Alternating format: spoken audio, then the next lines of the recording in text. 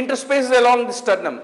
So typically second and third left intercostal space is typically the neo-aortic area. Below that, parasternally, typically you find in the third and fourth where the ventricular septum is located, across which shunt is happening. Typically you hear this murmur of the small shunt. If it's a large shunt, it will throw all the blood of the left ventricle into the right ventricle, leading to right ventricular volume and pressure overload, and that lead to pulmonary hypertension. And in fact, this pulmonary hypertension can lead to the development of pulmonic regurgitation. It is what type of pulmonic regurgitation, doctor? Low pressure pulmonary regurgitation or high pressure pulmonary regurgitation? So we have seen that in some of the congenital heart diseases there can be a low type of pulmonary regurgitation, but here it is a high pressure type of the pulmonic regurgitation can result. And there can be an associated systolic thrill. Once these right-sided events happen to predominate, the systolic thrill also will be heard. So finally, to summarize, doctor, you need to remember a regurgitant systolic murmur which is best audible at the left lower sternal border, which is holosystolic or less than holosystolic depending upon the size of the shunt. Occasionally the heart murmur can also be early systolic. A systolic thrill also becomes palpable. So it is not simply the murmur without thrill, it is a high grade murmur, systolic murmur, where you can find a systolic thrill. And how is the S2? H2 splits normally and P2 is also of normal intensity is what need to be fundamentally remembered.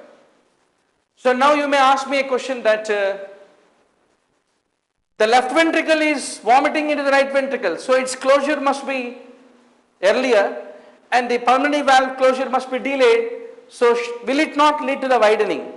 There is another reason why instead of widening it remains normal. So basically the S2 splits normally and P2 is of normal intensity is what need to be remembered. The right heart failure gradually supervenes once the right ventricle is getting volume overloaded from the left ventricle and the pulmonary hypertension is developing. And with the advent of the pulmonary hypertension, RV and LV systolic pressures equalize and the shunt will reverse and the cyanosis develops as a late finding in the case of the VSD.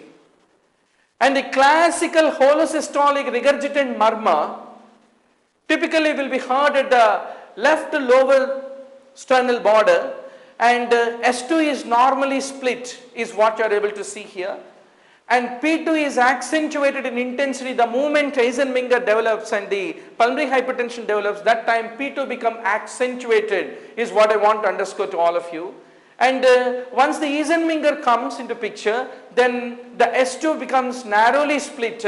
It typically becomes narrowly split with a large VSD. So this is another important change that will happen. Sometimes along the upper left sternal border, there can be a ejection click which can be audible. When will it be audible? If the patient with VSD develops a left ventricle to right ventricular shunt and that is causing pulmonary hypertension, the moment pulmonary hypertension develops, it can lead to the development of a click. So ejection click becomes an event which is audible the moment there is a development of the pulmonary hypertension. And is there any role for the electrocardiography or the chest radiograph in the case of the VSD? Very much. ECG can be normal. It can show a right ventricular hypertrophy. It can also show left ventricular hypertrophy. It can also show biventricular hypertrophy. It all depends upon what is the size of the defect and what is the degree of the pulmonary vascular resistance is what you need to basically remember. If it is a moderate VSD, then there is a left atrial enlargement and the left ventricular hypertrophy. If it is a large VSD, then there is a left atrial enlargement with a biventricular hypertrophy. But the moment the pulmonary vascular obstructive disease and the Eisenmenger develops, then the right ventricular hypertrophy also becomes visible is what I want to once more underscore to all of you. Now you may ask me a question, why the left ventricle is showing the hypertrophy here when it is able to wash off the blood into the right ventricle?